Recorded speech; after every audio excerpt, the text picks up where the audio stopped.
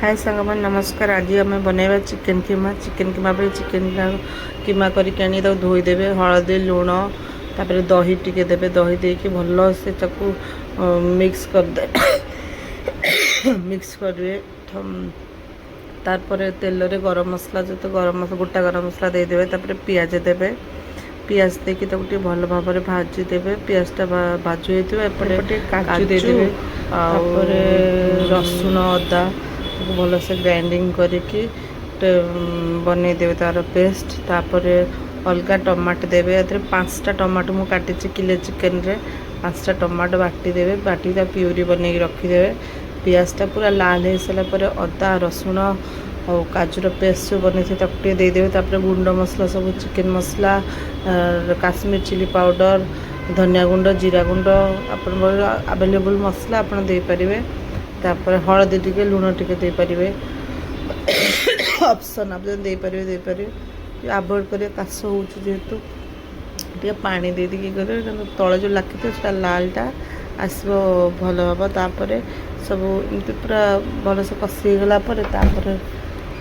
मसलाटा भल कि तेल ऊपर को बाहर आसिले टे भल से घसी पूरा कषीदेवे। कषी तेल बाहर ऊपर को पूरा बाहर जमी आसो।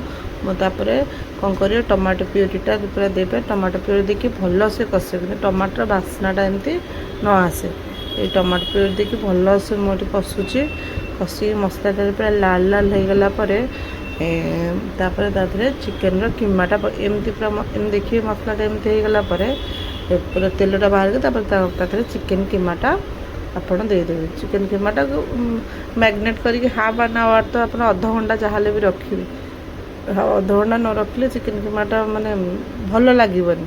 तापर एमती देखिए मसलाटा पूरा कषीदेवे। देखो केम देखा जाउछि कमेंट रे कहिबे। जो कषला पूरा पानी भी देवेनि कारण चिकेन जो कीमा है पानी बाहर। मुझे कंचा लंका देदेली आ गरम मसला टे देदेली।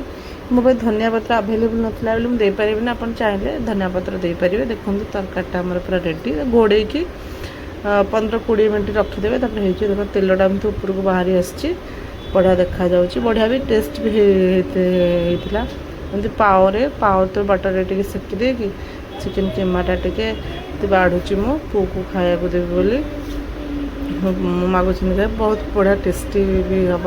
आपन थे एमती बनई कि खातु चिकेन कीमा। आपन थे एमती चिकेन कीमा खाई कमेंट करेंगे तो केमती आम तो बढ़िया टेस्टी होता चिकेन कीमाटा। देखा जमी डिलीशियस होता खाइबा भी सेमती डिलीशियस होता बहुत भल होता।